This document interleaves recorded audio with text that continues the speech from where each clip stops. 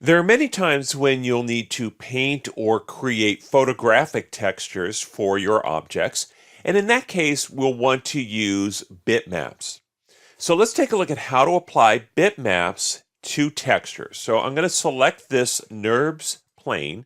Now, the reason I'm using NURBS is because the mapping is already baked in and it makes it easy to apply materials and textures. And then I'm going to go ahead and create a material. So it doesn't really matter what type of material. I'm just going to use a Lambert, which doesn't have any shininess to it. And then I'm going to go into my attribute editor and go down to my color tab. So when I dial in my color attribute, you can see that it's affecting it. But I want to input a texture into this, and specifically a bitmap texture. So I'm going to click on this little checker here. And we're going to go into Create Render Node, and we're looking for File. So go ahead and left click on File, and it should bring you into this node called File 1. Now this node allows me to input an image. So if I click on this little folder, I should be able to go to my Source Images folder, and I should have one called Wood. And basically it's a wood floor with just a little bit added so we can see the tiling of the texture. So I'm going to go ahead and open up Wood. And then if we want to take a look at how it applies to the object, we need to make sure we have hardware texturing turned on. So now this image is applied in a one-to-one manner to this NURBS plane. Now in this file node, we have a bunch of different options here, and probably the most important one is color balance. Now we have color balance and effects. So let's take a look at how to change the color balance of this. We have exposure, which will brighten or darken that bitmap. We also have color gain, which will basically just darken it. We have color offset, which brings up the lowest value. So you can almost think of that as like levels in Photoshop. And then if it has an alpha channel, we also have alpha gain and alpha offset.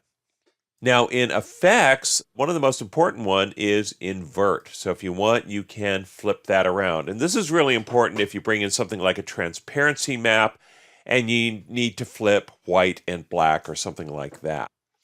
Now in addition to this, we also have a place 2D texture node. So this is how this particular bitmap is placed within the material. So if I go over to this Place 2D Texture node, you'll see that we have a number of ways to place this bitmap. So we have coverage.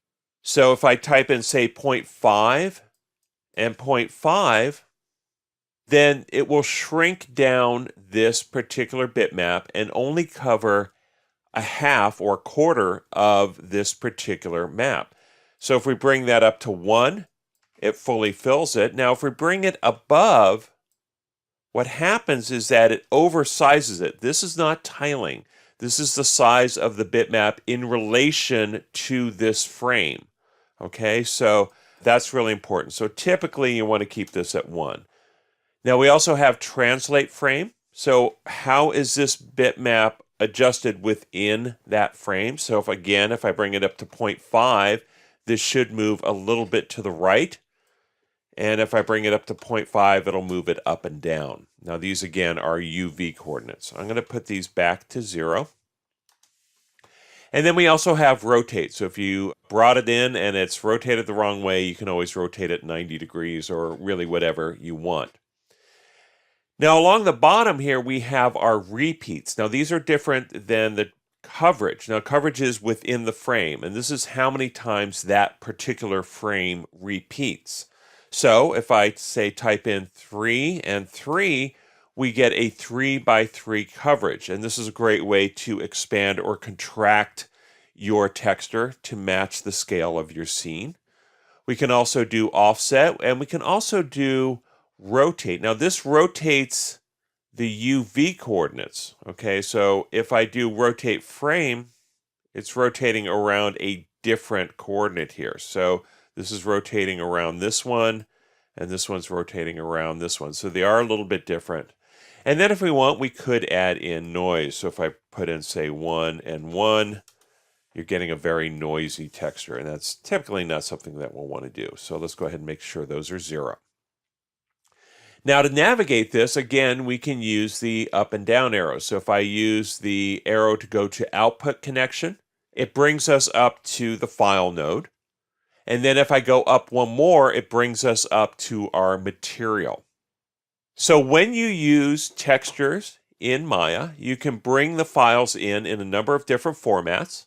And then once the image is in, you can affect the color as well as affect the tiling and mapping of the image to the material.